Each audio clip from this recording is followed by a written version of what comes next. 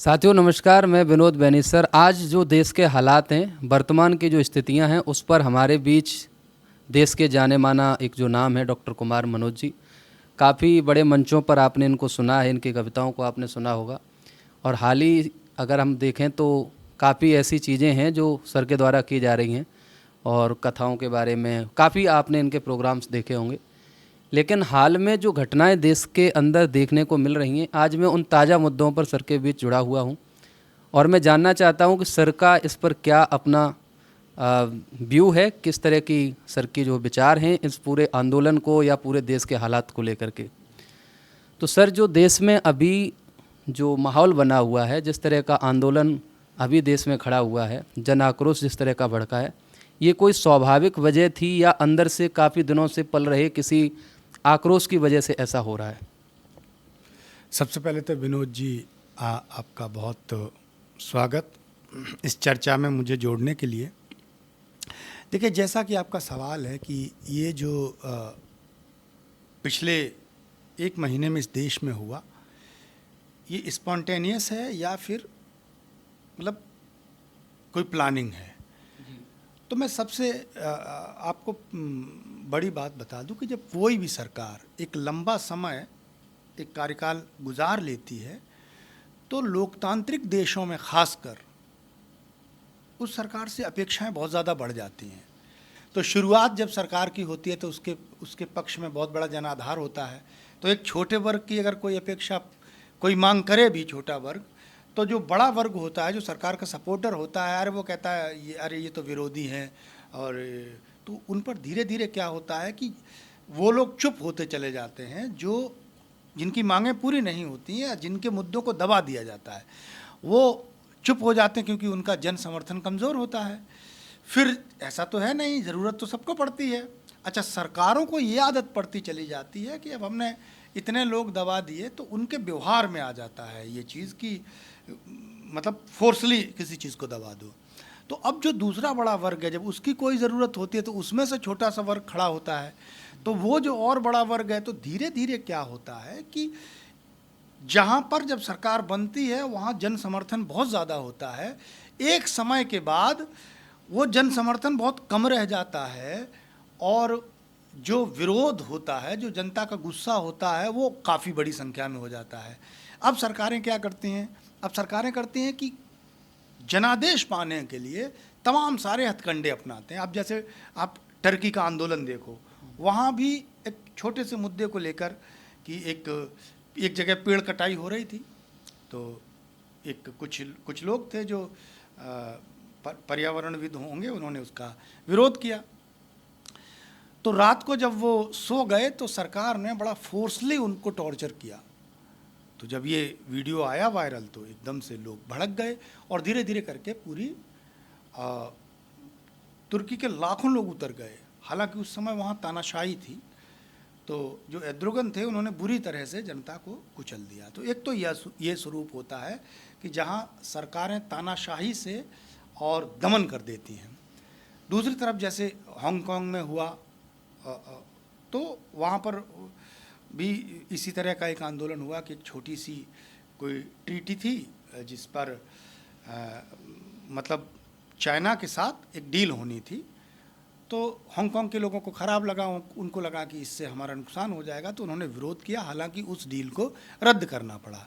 तो कई बार ये होता है कि जब लंबे समय तक लोगों का गुस्सा धीरे धीरे धीरे धीरे धीरे धीरे बढ़ता रहता है, फिर जब कोई एक ऐसी घटना होती है, वो घटना तो तात्कालिक स्पॉन्टेनियस होती है, लेकिन जो सालों का आदमी का गुस्सा होता है, लोगों का, जनता का, वो एक साथ एक मंच पर आ जाता है और एक बड़ा जन आंदोलन बन जाता है। तो मुझे लगता है कि ये जो है मुद्दा है, ये बहुत छोटा। भाई, एक CGI ने, जो चीफ जस्टिस हैं, उन्होंने युवाओं को कॉकरोच बोल दिया। उस मुद्दे को लेकर एक इंस्टाग्राम अकाउंट बन गया और उस पर तमाम लोग जुड़ गए। ये मतलब 2-4 महीने का सारा खेल है। लेकिन ये जो जनता जुड़ी है, ये जनता वो है जो कई सालों से बहुत सारी अपनी जो चीज़ें थी जो उसकी पूरी नहीं हो पा रही थी, जो उनका गुस्सा था, उसको दबा के बैठी हुई। तो वो लोग इकट्ठे हो रहे हैं। अच्छा, सरकार के सामने अभी 2-3 ही नाम आ रहे हैं इसमें से मुख्यतः तो हम लोग देखेंगे जो एक शिक्षाविद हैं, पर्यावरण के लिए बहुत काम किया है, लेह लद्दाख में इतना सारा काम किया, सोनम वांगचुक, जो करीब 20 से 21 दिन हो गए थे उन्हें भूख हड़ताल पर बैठे हुए, और मुद्दा जायज़ था, हाल ही में नीट एग्ज़ाम का लीक होना। और देश में सर, हम एक शिक्षक हैं, हम देखते हैं कि एक मुद्दा अकेला छात्रों के लिए नहीं है, ये तो एक मुद्दा है कि पेपर लीक होता है, इसके साथ साथ ऐसे तमाम मुद्दे हैं, कभी रिजल्ट समय पर नहीं आना, कभी कभी क्या होता है कि ज्वाइनिंग के लिए बहुत समय तक इंतज़ार करना पड़ता है, तमाम तरह के भ्रष्टाचार के भर्तियों पे आरोप लगते हैं, कभी कोई और वजह बनती है। तो इन तमाम वजहों से जो छात्र इनके साथ जुड़ रहे हैं, तो क्या सरकार को कहीं ऐसा लग रहा है कि ये जो सीजेपी जो एक बनी है पार्टी, जो कि सोशल मीडिया ही में है अभी, और जो सोनम वांगचुक जी हैं, इनकी कोई राजनीतिक मंशा भविष्य में हो सकती है, इस वजह से इनको असंतोष लग रहा हो, और इस जन आक्रोश को दबाने के लिए उन्होंने लाठी डंडे तक का इस्तेमाल कर लिया है, इनको दबाने के लिए काफ़ी बड़े स्तर से इन्होंने अपने प्रयास किए, आंसू गोला से लेकर सारे काम कर डाले। तो क्या आपको ऐसा लगता है कि ऐसी कोई मंशा के साथ ही आंदोलन की शुरुआत हुई है, या फिर इसके पीछे एक सार्वजनिक सामाजिक मंशा है, छात्रों के हित में आवाज़ उठाई जा रही है?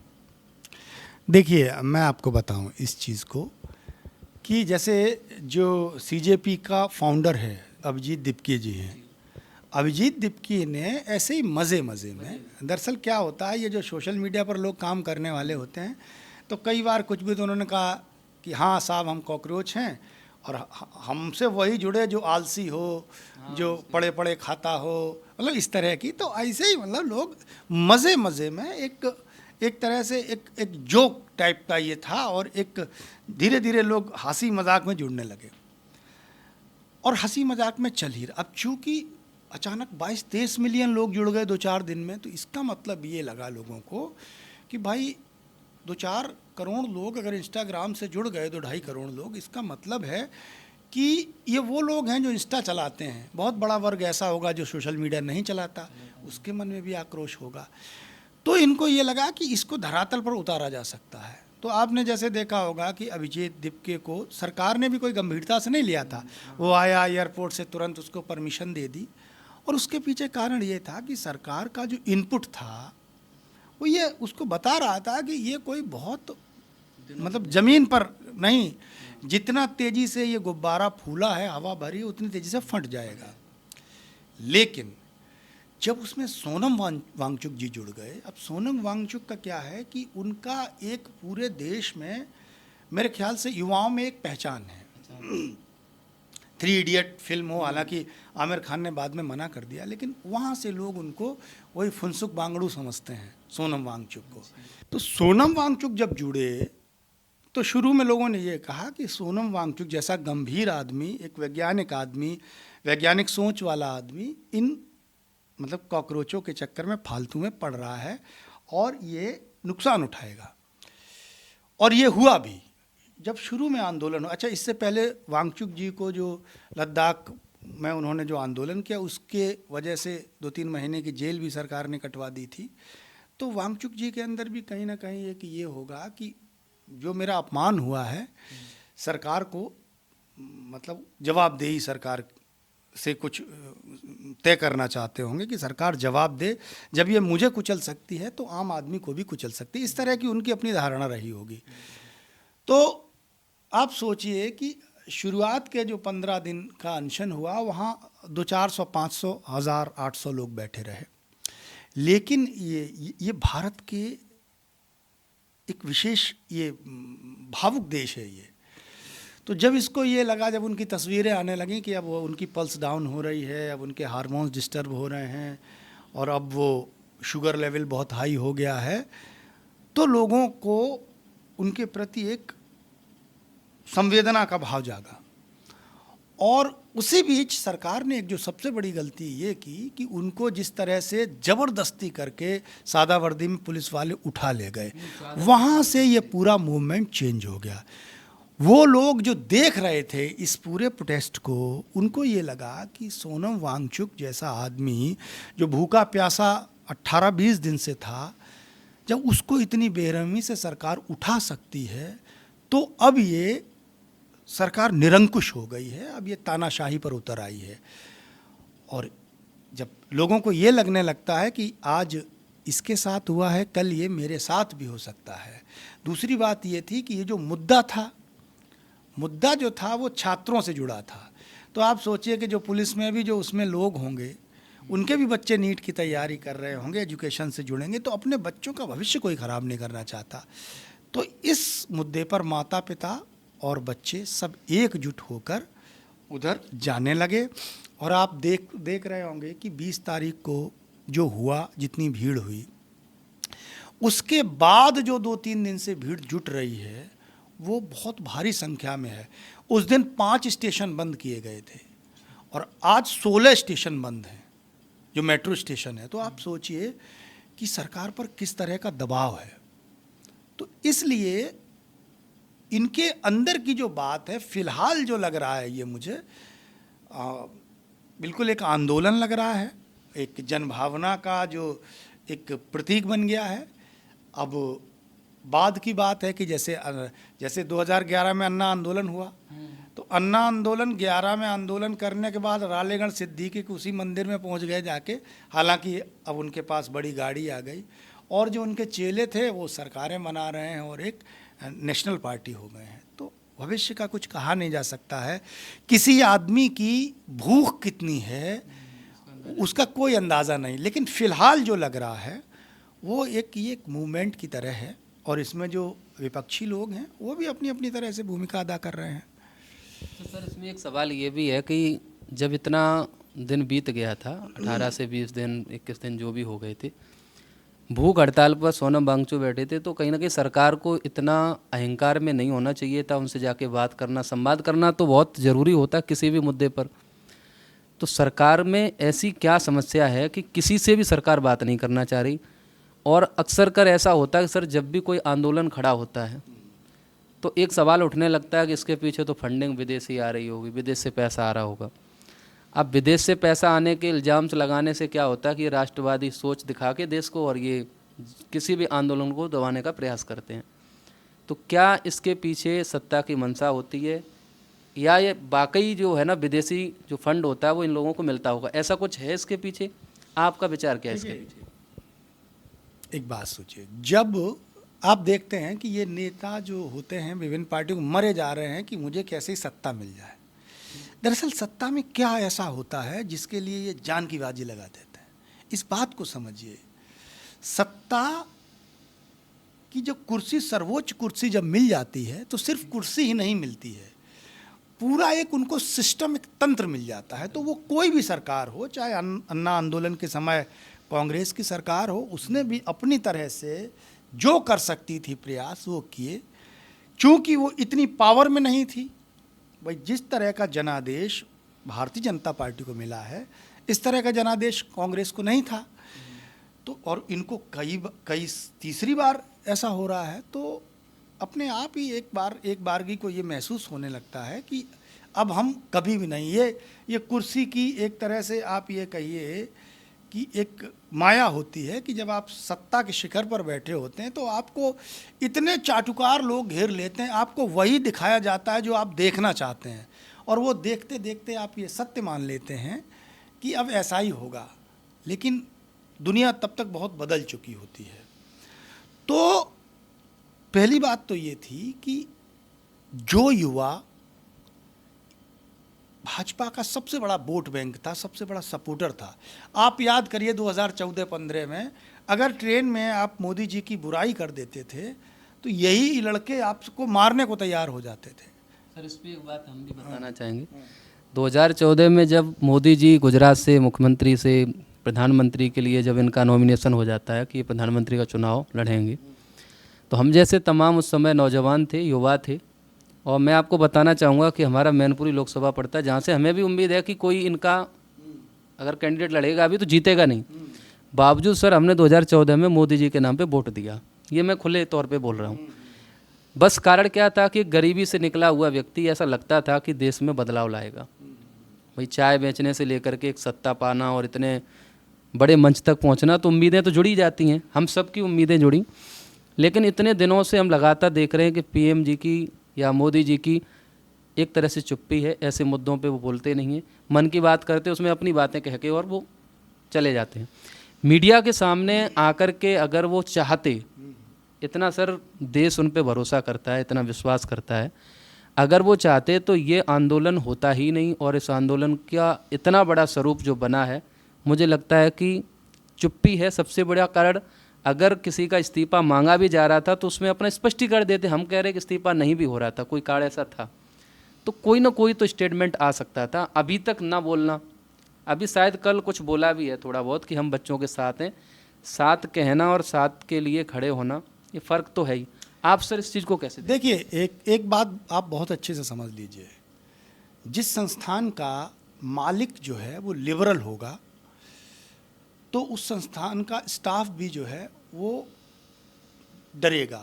जिस संस्थान का जो मालिक है वो अगर थोड़ा राजसी प्रवृत्ति का होगा तो उसका जो कैबिनेट होगा, उसके जो नीचे के लोग होंगे वो अपने आप ही पहले राजा होते। आप देखिएगा कि जब किसी को भी कोई एरोगेंट जब लोग हो जाते हैं तो ये एरोगेंसी जो है वो केवल सबसे ऊंचे पद पर नहीं होती है, वो जितने भी नीचे जो लोग होते हैं उनमें भी कहीं छोटा मोटा असर आ ही जाता है। मान लीजिए प्रधानमंत्री एक बड़ी पोस्ट है, एक बड़े पद पर हैं, वो देश दुनिया के तमाम सारे मुद्दों पर अपना समय देते हैं, लेकिन जो शिक्षा मंत्री है, जो बेसिक तौर पर शिक्षा के लिए ही खड़ा किया गया है, उसको चाहिए था कि धर्मेंद्र प्रधान को कि बच्चों से बात करे। लेकिन दरअसल बात ये होती है कि ये जो सत्ताएं होती हैं, जो सरकारें होती हैं, ये जनादेश की ही भाषा समझती हैं। इनको लगता है हमको जनता ने चुना है, तो जब इतनी भारी जनता जब इनके खिलाफ खड़ी होगी तभी इनको सुनाई पड़ता है। उससे पहले ये कहते हैं इनको कुचला जा सकता है, इनको रोका जा सकता है, तो रोकते हैं। वही चरित्र हर सत्ता का होता है, वही इन्होंने किया है। इनका थोड़ा सा ज़्यादा इसलिए, अब मैं फिर बार बार कह रहा हूँ, क्योंकि एक तो देखिए, एक बात आप बहुत बारीक समझ लीजिए, जितने भी बाकी दल हैं वो दरअसल एक पार्टी हैं। उनका उद्देश्य सिर्फ यही है कि सरकार बना लें, सरकार चला लें, जीत जाएं, हार जाएं। भारतीय जनता पार्टी जो है वो राष्ट्रीय स्वयं सेवक आरएसएस की जैसे तमाम सारी शाखाएं होती हैं, जैसे उसकी जो विज्ञान भारती है, मुस्लिम राष्ट्रीय मंच है, अखिल भारतीय विद्यार्थी परिषद है, संस्कार भारती है, ऐसे तमाम सारी शाखाएं, उनमें से एक शाखा है बीजेपी, और उनकी एक शाखा पूरे देश पर सरकार बनाकर चला रही है। बाकी और जो तमाम सारी शाखाएं हैं वो तमाम क्षेत्रों में काम कर रही हैं। तो आप एक बात समझिए कि उनके पीछे जो मदर बॉडी है वो बहुत तगड़ी है। इन किसी पार्टियों के पीछे इतनी मदर बॉडी जो है वो इतनी तगड़ी नहीं है। तो ये लोग क्या करते हैं कि जब अच्छा काम नहीं करते हैं तो दूसरा कोई आता है, इनको हटा देता है। जबकि इनके पीछे एक बहुत बड़ी मदर बॉडी है, तो इनको हटा पाना इतना आसान नहीं है, क्योंकि ये केवल पार्टी ही नहीं लड़ेगी। पार्टी के पीछे जितने भी बड़ी इनके जितने भी सोसाइटीज़ हैं, जो बड़ी संगठन है, वो सारे लोग इसके बचाव पक्ष में उतरेंगे। तो ऐसे में जो युवा लड़ाई कर रहा है या दूसरी पार्टी, उसको हटा पाना बड़ा मुश्किल हो जाता है। इसलिए मैं ये मानता हूँ कि इनका जो अहम है, अहंकार है, वो थोड़ा ज़्यादा है, क्योंकि इनके पास पावर ज़्यादा है, इनके पास बैक सपोर्ट ज़्यादा है ना, ये कई सारी चीज़ें हैं। अब जैसे सरकार के पास, सत्ता के पास तो बैक सपोर्ट है, पावर बहुत है, हो सकता है कि शक्ति ज़्यादा होती है तो लोगों में या कोई भी यूनिट हो उसमें अहंकार आ ही जाता है। लेकिन हमारा विपक्ष भी सर पीछे नहीं है इन सब चीज़ों में। हमने देखा काफ़ी बार, चाहे देश में नेता प्रतिपक्ष हमारे राहुल गांधी जी हों, या हमारे प्रदेश में अखिलेश जी हों, केजरीवाल जी हों, अन्य बहुत सारे जो नाम हैं, महाराष्ट्र में भी उद्धव ठाकरे जैसे तमाम नाम हैं, तो विपक्ष के लोग भी सर ये इंतज़ार करते रहते हैं कि हमारा कुछ फ़ायदा जब लगेगा तब हम आंदोलन का हिस्सा बनेंगे। अगर ऐसे मुद्दों पर विपक्ष को भी अपना भूमिका सही से निभाना आ जाए तो मुझे लगता है कि बहुत जल्दी से लोकतांत्रिक जो हमारी व्यवस्थाएं हैं उनमें बदलाव हो सकते हैं। और ऐसा नहीं है कि सत्ता के आगे विपक्ष इतना कमज़ोर हो जाएगा कि विपक्ष अपना कुछ कह ही नहीं पाएगा। आपको क्या लगता है, विपक्ष इतना कमज़ोर है या विपक्ष राजनीति उस तरह की कर नहीं पा रहा है जिस तरह की समय की मांग है? देखिए, इसमें दो चीज़ें हैं। आप पिछले कुछ दिनों से देखे हो, आपने कभी देखा है कि कोई सिटिंग मुख्यमंत्री जो हैं वो इस तरह 4-4 6-6 महीने जेल में रहे हों? इससे पहले शायद ही कभी होता था, और 1-2 दिन की बात अलग है। इसमें बाकायदा मुख्यमंत्रियों को, जो चुने गए मुख्यमंत्री हैं, वो जेल गए हैं। तो जो राजनीतिक पार्टी होती है, एक तो ये है कि वो विपक्ष में है ही इसलिए कि जनता ने उसको नकार दिया है, उसको कम वोट दिए हैं, आप समझिए। तो एक तो उनको जनता ही कम पसंद कर रही, पहली बात। दूसरी बात यह है कि जब कोई सिविल सोसाइटी इस तरह का आंदोलन करती है तो वो स्वयं भी बचती है, वो कोशिश करती है कि विपक्षी लोग हमारे मुद्दों से न जुड़ें, कहीं ये हमारा आंदोलन राजनीतिक स्वरूप न ले ले। इसमें क्या हुआ कि इसमें उन्होंने शुरू से, चूँकि वांगचुक जी एक पुराने एक्टिविस्ट हैं, सोशल एक्टिविटीज, तो उनको पुराना जब आदमी होता है ना समाज सेवा करते करते, उसको काफ़ी अंदाज़ा हो जाता। तो उन्होंने शुरू से कहा कि भाई हमारा जो सपोर्ट करना चाहे वो करे। तो राजनीतिक पार्टियां भी डरते डरते, क्या शुरू में आपने देखा होगा कि आम आदमी पार्टी के अलावा और कोई पार्टी उनका सपोर्ट कम कर रही थी, डर रही थी। उनको लग रहा था कि ये भारतीय जनता पार्टी की बी टीम है और ये विपक्ष को समाप्त करने के लिए इसको तैयार किया गया, ऐसे लोग कह रहे थे। कांग्रेस भी आलोचना कर रही थी। लेकिन जैसे जैसे जैसे जैसे आंदोलन बढ़ता गया, अब क्या हुआ कि जो 20 जुलाई को एक ऐसा पॉइंट आ गया, एक मोमेंट आ गया, बल्कि मैं कहूँगा 1-2 दिन पहले से, जब सोनम वांगचुक की हालत गंभीर होने लगी थी, बीमार पड़ने लगे थे काफ़ी लंबा समय, तो लोगों को कहीं ना कहीं ये लगने लगा कि अगर अब सपोर्ट नहीं करेंगे, जब देश की जनता, युवा, महिलाएं सब इनके सपोर्ट में आ रहे हैं, तो फिर हमारा अस्तित्व कहीं ख़त्म ना हो जाए, कहीं ये ना हो कि भाई लोग हमको शक की निगाह से देखने लगें। तो जो उनका पक्ष था, जो उनको करना चाहिए था एक्चुअल में, वही विरोध पक्ष ने किया। अगर ऐसे मुद्दे पर भी अगर ये चुप रहते तो मैं आपको यकीन दिलाता हूँ कि वो फिर इनकी बहुत बड़ी मिस्टेक हो जाती। लोग ये कहते कि जब ऐसे मुद्दे पर भी ये लोग नहीं बोल रहे तो ये काहे के लीडर हैं। तो सरकार का जो अपना पक्ष था वो उसने अपनी तरह से, और अभी आप ये मत समझिए कि अभी इसमें कुछ हो गया है। मेरा मानना ये है कि ये शुरुआत है और सरकार बहुत एक तरह से बहुत भारी उसके पीछे बैक सपोर्ट है। वो अपना पूरी दम लगा देगी, पूरा साम दाम दंड भेद लगाकर भी कोशिश ये करेगी कि इस आंदोलन को कामयाबी ना मिले, है ना। क्योंकि अगर आंदोलन को कामयाबी मिलेगी तो कई नुकसान होंगे। पहला तो सरकार कमज़ोर साबित होगी, दूसरा ये होगा कि सारा विपक्ष एकजुट होकर समर्थन कर रहा है, तो अपने अपने प्रदेश में जब ये विपक्षी जो इस समय हैं वो जाएंगे तो वहाँ के युवाओं का उनको भरपूर समर्थन मिलेगा।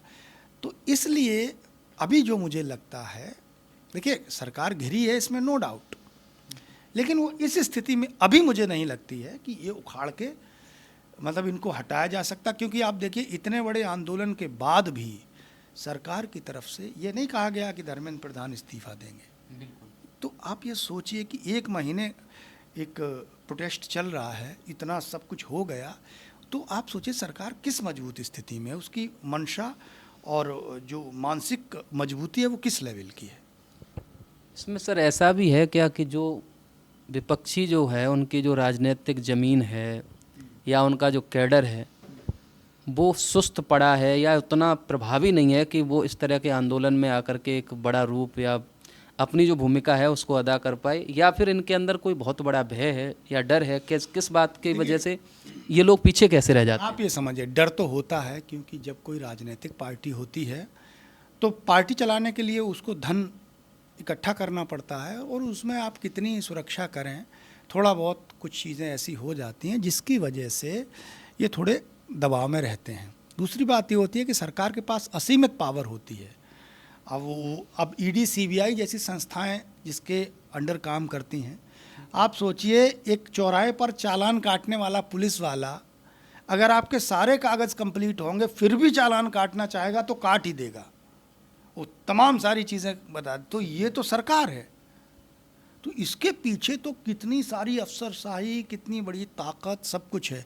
तो विपक्षियों को कुचलने के लिए, उनको दबाने के लिए ये सारे हथकंडे सरकारें इस्तेमाल करती। हालांकि मैं ये मानता हूँ, जो मेरा अपना आकलन है, कि जो वैमनस्यता विरोधियों के प्रति इस दौर में हुई है उतनी पहले नहीं थी।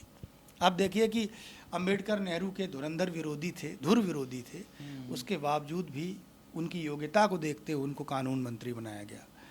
तो आज ये संभव है? ये संभव नहीं है आज तो अगर आपकी विचारधारा मैच नहीं करती है तो फिर आपको किसी भी तरीके से फंसाया जाएगा। तो विरोधियों को इसी तरह से दबा के रखा हुआ था। कई बार करना भी चाहते थे कुछ, तो ऐसा कर नहीं पाते थे। ये बहुत सारी मजबूरियां होती हैं विरोधियों। आप एक कवि भी हैं और मुझे ऐसा लगता है कि कवि तो समाज का दर्पण है और विपक्ष की भूमिका जहाँ कमज़ोर नज़र आती है तो वहाँ जो सामाजिक अन्य जो स्तंभ होते हैं उसमें कवियों का भी एक अपना बड़ा नाम रहता है।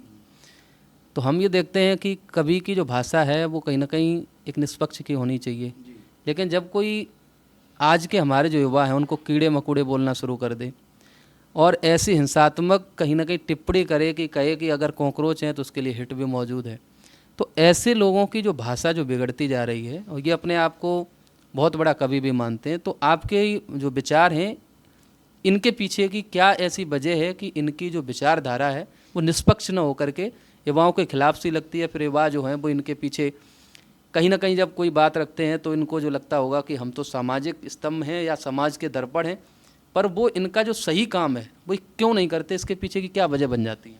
क्या इनका भी कोई स्वार्थ रहता है इसमें? देखिए, ये जो आप आंदोलन देख रहे हैं या जो आप अन्ना आंदोलन देख रहे थे, उसमें राघव चड्ढा, केजरीवाल, बहुत सारे लोग थे, कपिल मिश्रा, तमाम लोग आए थे। इवन वो मैडम आईपीएस मैडम जो थी किरण बेदी जी, फलाना, ऐसे तमाम लोग आए। उस समय लोगों के चेहरे बड़े फ्रेश चेहरे थे और बड़ा एक लंबे समय तक काम किए हुए चेहरे थे। लेकिन जब ये सरकारों में आए तो धीरे धीरे सब ने, कोई राज्यपाल बन गया, कोई सांसद बन गया, सब ने अपनी अपनी जगह अख्तियार। अब होता क्या है कि आप जब किसी सरकार से जुड़ जाते हैं या किसी विचारधारा से जुड़ जाते हैं तो आपकी कुछ मजबूरियां होती हैं। जहाँ तक आपने जिन कवि की बात करी, वो कभी भी यूथ से निकले हुए व्यक्ति हैं और ऐसा नहीं है कि उन्होंने मतलब शुरुआत में ही खुद भी कभी ना कभी कॉकरोच वाली स्थिति में रहे। खुद भी स्थिति में रहे और खूब लड़ाई करी।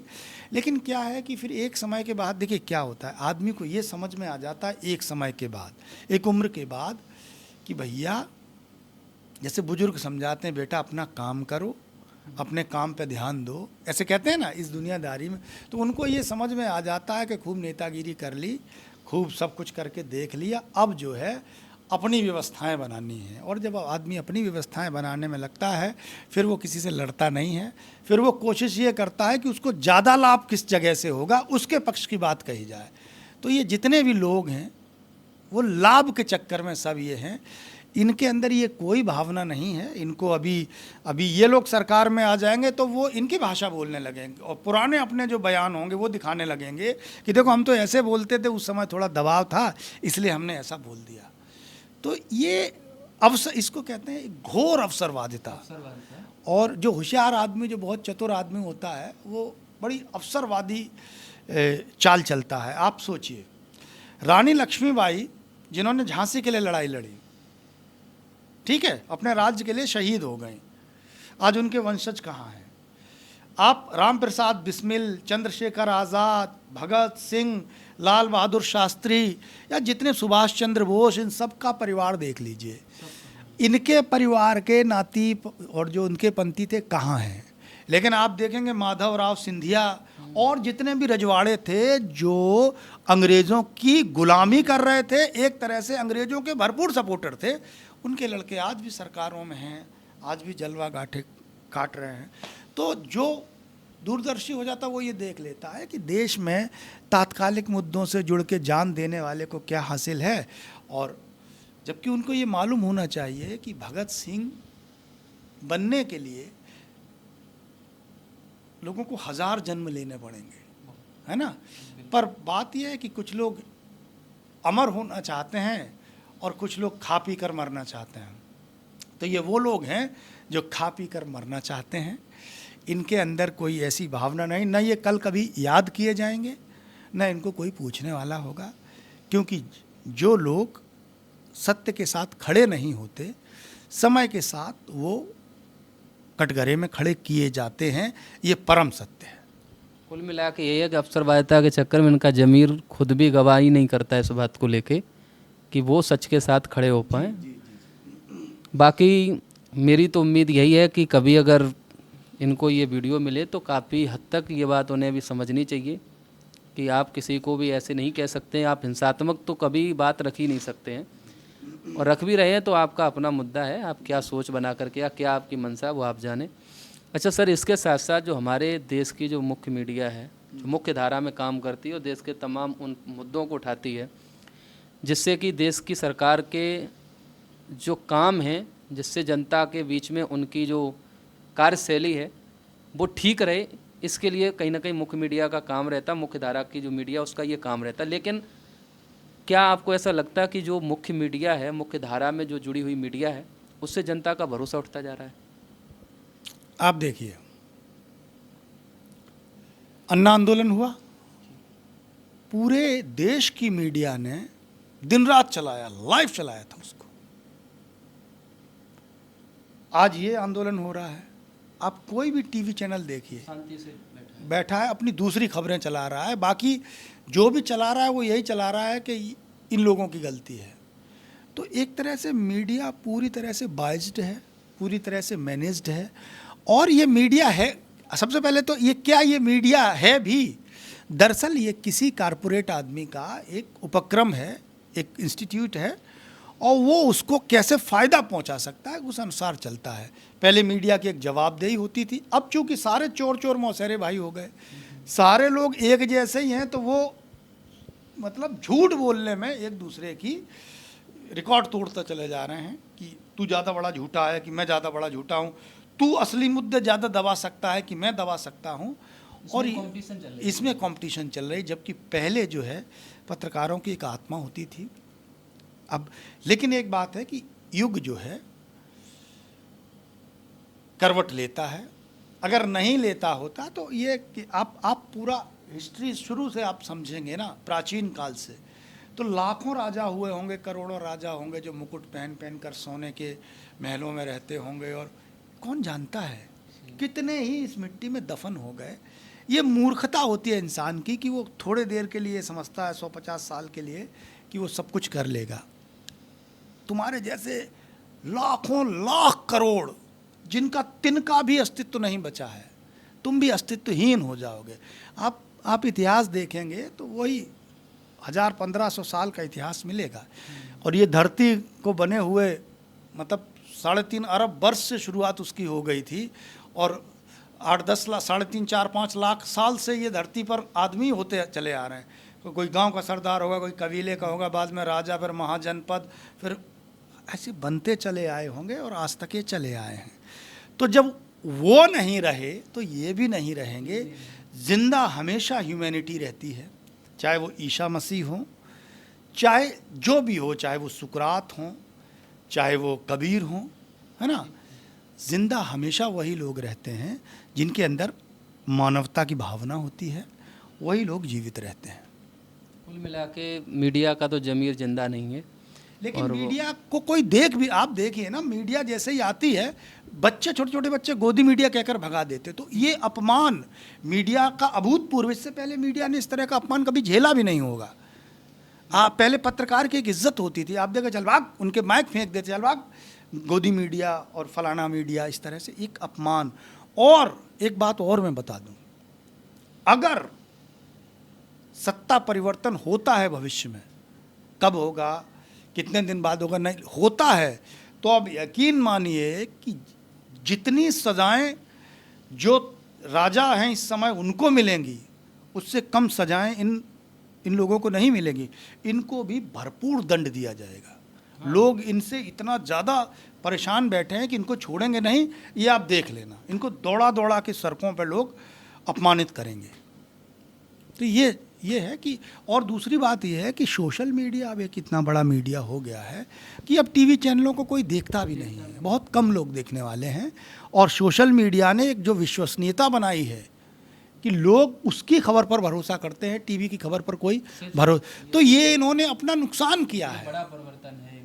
आप सोचिए, ये इन्होंने अपना खुद का नुकसान किया है। आदमी जब अंधा हो जाता है तो शुरू में तो लगता है वो जीत गया, गुरूर में जब आदमी कुछ शॉर्टकट अपनाता है और तो शुरू में, लेकिन भविष्य में वो बहुत खतरनाक सिद्ध होता है। वही है, लोकतंत्र का चौथा जो स्तंभ था वो हमें तो लगता है चौथा स्तंभ है ही नहीं, और इनकी रैंक भी तभी इतनी खराब है विश्व भर में, 157-58 नंबर पे ये हैं। आज देखिए, मैंने एक जगह लिखा था कि नशे की महफिलों में हुस्न का जलवा दिखाते हैं, महज नोटों की खातिर झूठ को सच्चा दिखाते हैं। हमारे मुल्क के चौथे धड़े ये मीडिया वाले, इन्हें क्या कुछ दिखाना था मगर ये क्या दिखाते हैं। तो इन लोगों ने जो अपनी क्रेडिबिलिटी ख़त्म की है वो अभूतपूर्व है, और हो सकता है कि आज इनको लगता हो कि इनको कभी जवाब नहीं देना पड़ेगा। इतिहास हर उस व्यक्ति से जवाब मांगता है जो अत्यधिक क्रूर रहा है और जो अत्यधिक ताकतवर रहा है, और जिसने अपनी ताकत का दुरुपयोग किया है उसको आज नहीं तो कल जवाब देना पड़ता है। इस मीडिया से आगे बढ़ते हैं तो 2000 के नोट में चिप दिखा देती है, तो इसकी तो वैसे भी ज़मीनी हकीकत दुनिया को पता चल गई। सर, एक और बहुत गंभीर सवाल है कि शासन प्रशासन इतना सख्त है इन दिनों, बावजूद भी जनता के अंदर, युवाओं के अंदर एक जो अंदर का डर है वो ऐसे समाप्त हो गया है कि वो सड़कों पर उतारू है। क्या ऐसे में सरकार को कोई संकेत दिया जा रहा है कि आप क्या करें क्या नहीं करें? इस पे सरकार को क्या संकेत मिल रहा है आपकी समझ से? देखिए, आप जितने भी तानाशाहों को देखें, हिटलर जो था, हिटलर ने अपने 9 मिनिस्ट्रीज़ बना रखी थी कि लोगों को गैस के चैम्बर्स में डाल के मार डालो। मतलब करोड़ों लोग उसने मार दिए। उस समय उसको एहसास ही नहीं होगा, उसको जिधर चाहता था रौंदता चला जाता था। आप समझ रहे ना, सख्त होना और दमनकारी होना ये 2 अलग बातें हैं। डर क्या होता है कि आप अपने बच्चे को, ऐसे बहुत छोटे छोटे उदाहरण हैं, आप क्लास में या घर में आप अपने बच्चे को मारना पीटना शुरू कर दीजिए, तो पहली बार डरेगा, दूसरी बार डरेगा, लगातार आप मारेंगे तो वो क्या, ज़्यादा ज़्यादा 10 घूसे मारेंगे, 10 लातें मारेंगे, है ना। तो धीरे धीरे इस तरह से चीज़ें होती रहीं कि जिस वजह से लोगों के अंदर के डर, एक समय के बाद डर निकल जाता है। और ये जो सत्ताएं आरोप लगाती रहती, ये विदेशी फंडिंग आ रही, आप देखिए कि विदेशों से लोग जोमेटो स्विगी से बुकिंग कर कर के वहाँ पर भेजते हैं। आप सोच रहे हैं ना। तो ये आंदोलन जो है, अब मुझे ऐसा लगता है कि स्वतः चल रहा है और इसमें आम जनमानस जुड़ चुका है। आम परिवार के लोग, माएँ, बच्चे, छोटे छोटे दुकानदार, कोई 20 पेटीज भिजवा सकता है तो वो भिजवा रहा है, कोई पानी की बोतलें भिजवा सकता। तो आप सोचिए कि सरकार चाहे जितनी सख्ती कर ले, जब घर घर में ये पहुंच जाती है चीज़ कि सरकार गलत कर रही है, तो फिर जनता को दबाना नामुमकिन होता है, वो कोई भी सत्ता हो, कितनी ही पावरफुल सत्ता हो। तो इसलिए सरकार को ये बात समझ लेनी चाहिए कि जो उसके थिंक टैंक्स होंगे, जो उसके बताने वाले होंगे, वो बताएंगे कि भाई ऐसा करिए। उस हिसाब से सरकार अपने हिसाब से जो देश के लिए उचित हो वो निर्णय ले। सरकार के लिए भी सर एक सवाल है कि इस समय क्या है कि भीड़ बहुत उग्र और बहुत तेज़ी से जो है बढ़ती चली जा रही है, तो क्या इसके पीछे कोई ऐसे मनोवैज्ञानिक कारण हो सकते हैं कि जनता में एकदम से ऐसी चीज़ें कहाँ से और किस तरह से ये भीड़ जो है उग्र रूप लेती चली जा रही है? लगातार भीड़ बढ़ रही है सर, जंतर मंतर से लेकर के कल संसद मार्च में भी देखो तो जो है संसद भी अपने पूरे एक्टिव मोड पर है और बाकी जनता भी पूरी तरीके से एक्टिव मोड पर है। तो कोई मनोवैज्ञानिक वजह इसके पीछे क्या? देखिए, मेरी बात समझिए आप कि जनता, मैंने वही बात जो आपको बताई थी, जनता किसी भी आंदोलन को जब ये मान लेती है कि ये मेरा है। दरअसल जो छोटे छोटे बच्चे पुलिस मार रही थी तो लोगों को ये लग रहा था कि यार, हम लोग यही सोचते हैं, अभी किसी का बच्चा सड़क के किनारे बैठा हो, हम लोग उसको उठाएंगे, पहला क्या होगा, अरे ये तो किसी का बच्चा है, इसकी जगह मेरा भी हो सकता था। तो ये जो इमोशनल अटैचमेंट है वो बच्चों के प्रति है, और यही इमोशनल अटैचमेंट जो था उस समय जब बीजेपी की सरकार आई थी उस समय हुआ था कि चाहे वो धर्म को लेकर हो कि हमारे राम लला तंबू में बैठे हैं, कुछ राष्ट्रवादी मुद्दे हों जैसे कश्मीर के, और तमाम सारी चीज़ें थी। और सबसे बड़ी बात ये थी कि लोगों को ये लग रहा था कि उनका रोज़गार मिलेगा, उनको बहुत सारी जो उनके मन में कांग्रेस के प्रति गुस्सा था वो सारा कुछ ये पूरा कर देंगे। लेकिन अब जो स्थिति है वो मुझे लगता है काफ़ी उलट हो गई है। अब जनता की डिमांड्स बहुत ज़्यादा हो गई। उसका कारण ये है कि जैसे पेंशन जिनको मिलती थी, तो इनकी सरकार ने एक सरकारी कर्मचारी जो है वो 26-28 साल तक तैयारी करता है इस उम्मीद में कि सरकारी नौकरी लग जाएगी तो बुढ़ापा सुधर जाएगा। एक गरीब परिवार के लिए यही एक ऑप्शन होता है। जायज़ है सर, जब 5 साल शासन में या कोई भी प्रशासन में आपने देखा होगा कि अगर 5 साल सांसद विधायक भी रह लेता सारे जीवन, और विधायक सांसद का तो ये भी 10 बार रहो तो 10 बार, 5 साल नहीं, हाँ, एक दिन एक दिन भी रह लो, हाँ, एक दिन भी रह लो, पेंशन हो जाती है। और अगर वो 4 बार रह रहा तो 4 बार उसकी पेंशन है। तो जो इतने वर्षों तक सेवाएं दे रहे हैं तो उनको तो ये सर ये कहीं ना कहीं भैया आम जनता को अपने तरीके से हैंडल करना है। वही 35-40 साल जिसने पूरी जवानी और बुढ़ापा आपकी सेवा करने में गुजार दिया एक छोटे वेतन में, वो आदमी ये तो उम्मीद करेगा कि जब बूढ़ा होकर घर जाएगा तो उसको पेंशन, तो इस सरकार ने पेंशन ख़त्म कर दी। दूसरी बात क्या है कि आप देखिए कि आप किसी भी विभाग में बात कर लीजिए, आप सोचिए आपने ऐसा मजाक कभी देखा है कि एक आदमी 25 साल तक नौकरी कर ले और उसके बाद आप उससे ये कहा जाए कि अब आप जो एंट्रेंस एग्ज़ाम है उसको क्वालिफाई करिए, अपनी योग्यता का परिचय फिर से दी। आप देखिए ये एकदम से मजाक था, एकदम से मजाक था।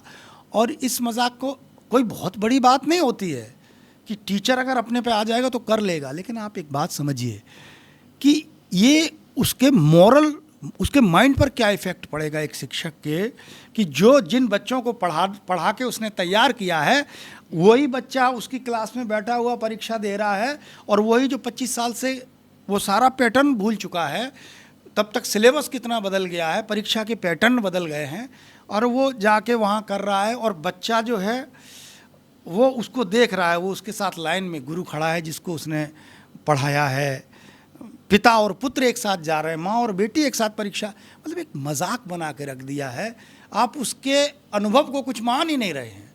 तो ये बहुत सारे मोर्चे ऐसे थे जिन मोर्चों पर लोगों के अंदर एक गुस्सा, और मुझे देखो ऐसा लगता है अभी क्या होगा नहीं पता, लेकिन एक बात ये भी है कि जब चुनाव आएगा तो ये जो सारे छोटे गुस्से होते हैं ये सब आदमी रख लेता है। फिर आप उसको कुछ भी कितने ही पैसे दीजिए, है ना, कुछ भी दीजिए, एक पॉइंट पर आकर फिर वो ये कहता है कि आत्मसम्मान से बड़ी कोई चीज़ नहीं है, और वो जो है फिर आपके खिलाफ वोट देता है। और ये सर पता है कि जो जैसे नई शिक्षा नीति आई थी उसमें कहीं ना कोई क्लॉज होगा, उसके आधार पर इस तरह का एक डिसीजन ले पाना।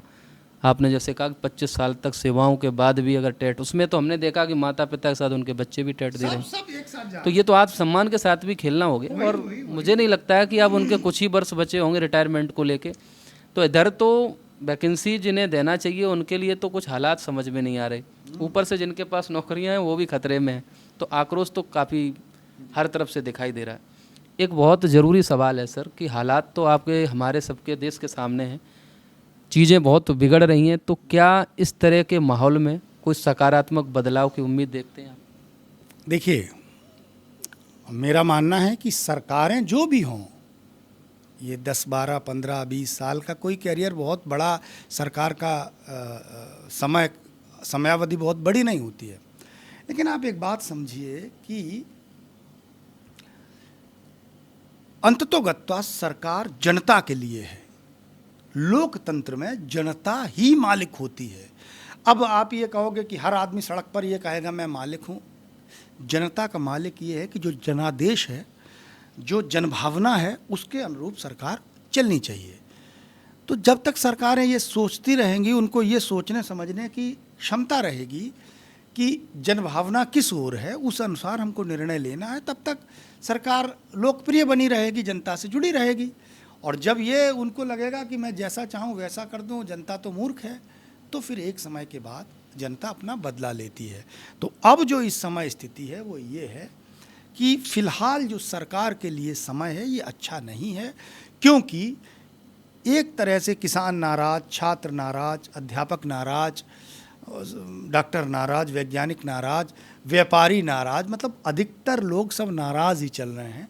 आप सबको नाराज कर दिया। अभी मैंने सुनने में आया वो बहुत बड़ा वकीलों ने आंदोलन किया। तो आप सोचिए कि आप हर किसी को अगर नाराज कर देंगे तो फिर आपको वोट कौन देगा? हर वर्ग तबाह है चारों तो अब तरफ। या तो ये है कि आपने ऐसा कुछ सिस्टम बना लिया कि आपको वोट चाहिए ही नहीं। इस पे तो लगातार जो है ना काफ़ी चर्चा देश में रहती है कि वोट चोरी हो रहा है, अब तो चंदा चोरी, वोट चोरी, काफ़ी इनके पास सवाल हैं जिनके जवाब देश को इन्हें देने पड़ेंगे। अब ये ऐसा भी नहीं है कि लगातार अपने सवालों के जवाबों से बचते रहेंगे। समय आ गया है, बदलाव अगर ये नहीं चाहते हैं तो जनता के सामने अपने स्पष्टीकरण रखें कि क्या क्या चीज़ें किस तरीके से चल रही हैं। सर, इसके अलावा एक हमारा अंतिम सवाल आपसे ये रहने वाला है, 2011 में अन्ना आंदोलन कांग्रेस सरकार में हुआ और आज ये आंदोलन बीजेपी की गवर्नमेंट में हो रहा है, जो छात्र आंदोलन का है या युवाओं का आंदोलन का है, इसमें एक आप बड़ा अंतर क्या देखते हैं? देखिए, अन्ना आंदोलन 2011 में यानी आज के 15 वर्ष पहले लगभग हुआ। 15 वर्षों में बहुत कुछ बदल गया। बहुत कुछ बदलने इन द सेंस, जो जनता के पास पहुंचने वाली खबरें थीं वो उनका पैटर्न बदल गया। आप समझ रहे? अब उस समय मीडिया जो दिखा रहा था, प्रिंट मीडिया, अखबार, आज हर एक हाथ में सूचना है। आज 5 साल के बच्चे भी उसमें जा रहे हैं। दूसरी बात, अन्ना आंदोलन में इतनी महिलाओं की भागीदारी, आज आप देख रहे हैं लड़कियां कितनी बड़ी संख्या में जा रही हैं। तीसरी बात ये थी कि अन्ना आंदोलन में बड़े जिम्मेदार लोग जुड़े हुए थे। बड़ी बड़ी चेहरे, प्रशांत भूषण, शांति भूषण, योगेंद्र यादव, फलाना ढमाका, बहुत बड़े बड़े लोग जुड़े थे जिनके बड़े नाम थे। इस आंदोलन में ऐसा कुछ नहीं है। ये आम जनता का आंदोलन है, तो उसमें सरकार को बात करना भी सरल था। भाई बड़े लोग जुड़े थे, भाई फलानी किरण बेदी जुड़े, जिनकी एक क्रेडिबिलिटी थी। इसमें क्या है कि मैं आपको बताऊं, अगर इतनी भारी भीड़ जुट गई है, अगर अभिजीत दीपके भी अभी ये कह दे कि चलो हम धरना समाप्त करते हैं, हमको इस्तीफ़ा नहीं चाहिए, तो मुझे लगता है कि भीड़ इतने गुस्से में है कि अभिजीत दीपके को बंदी बना लेगी। आप सोचिए, तो ये जो है गुस्सा और आक्रोश, ये फूटा हुआ आक्रोश है। मिलाकर की मजबूरी आंदोलन आगे बढ़ाना, पब्लिक की नज़र में। आप समझ रहे हैं ना? तो अब क्या है कि जब भारी भीड़ एक झंडे के तले इकट्ठी हो जाती है, तब उसको समाप्त पाना बड़ा मुश्किल होता। उसको मैनेज किया जा सकता था, उस आंदोलन को। इस आंदोलन का मैनेजमेंट बड़ा मुश्किल है। और अगर सरकार अब सख्ती करती है तो वो सब मोबाइल रखते हैं, जरा सी भी घटना होती है वो पूरे दुनिया में एकदम से फैल जाती है। तो ये इससे निपट पाना सरकार के लिए बड़ी टेढ़ी खीर है इस समय। आप ये समझ लीजिए कि इस को हैंडल कर पाना उस अन्ना आंदोलन को हैंडल करने से कहीं ज़्यादा कठिन है। तो बहुत सारी चीज़ें इसमें हैं। दूसरी बात एक ये भी थी कि वो जो एक मुद्दा था वो लोकपाल बिल को लेकर था। तो लोकपाल जो बिल है वो करप्शन को लेकर था, तो लोगों को इतनी बात समझ में भी बहुत नहीं आई थी। ये जो मुद्दा है ये सब पढ़ाई से जुड़ा हुआ है, तो सबको लग रहा है, मजदूरी करने वाला आदमी भी चाहता है मेरा बच्चा पढ़े लिखे, डॉक्टर बने, इंजीनियर बने। एग्जामिनेशन को लेके तो सभी अवेयर हो गए हैं। तो अब ये चूँकि दूसरी इधर बहुत सारे स्कूल बंद हो रहे हैं, बहुत सारे टीचर्स की जॉब भी जा रही है, तो कुल मिला के अब जो लोग हैं वो शिक्षा के लिए इस समय लड़ रहे हैं, और उसके पीछे जो और बहुत सारे मुद्दे हैं वो सब लग गए हैं। मुख्य मुद्दा जो है अब एजुकेशन पर आ गया है, और जब शिक्षा के लिए कोई आंदोलन होता है तो बहुत लंबा जाता है। अंतिम में यही है सर कि अब सरकार को भी ये विचार करना चाहिए कि जाति धर्म इन सब मुद्दों से बाहर निकलकर शिक्षा, स्वास्थ्य जैसे जो बड़े मुद्दे हैं जो देश में हर एक व्यक्ति के लिए कहीं ना कहीं ज़रूरी है, उन पर ध्यान दें। और मुझे लगता है कि इस पूरे मौजूदा हालात को संभालने वाला अगर कोई अब देश में है तो प्रधानमंत्री जी स्वयं आकर के कोई ना कोई, जब इतनी बड़ी बड़ी घोषणाएं सर कर चुके हैं, तो बच्चों के हित में आप कुछ अगर बोल देंगे आके मीडिया में, या जो भी आप अपना स्टेटमेंट दे सकते हैं, अगर कर पाएँ इस मौजूदा हालात को सुधारने के लिए तो बहुत अच्छा रहेगा।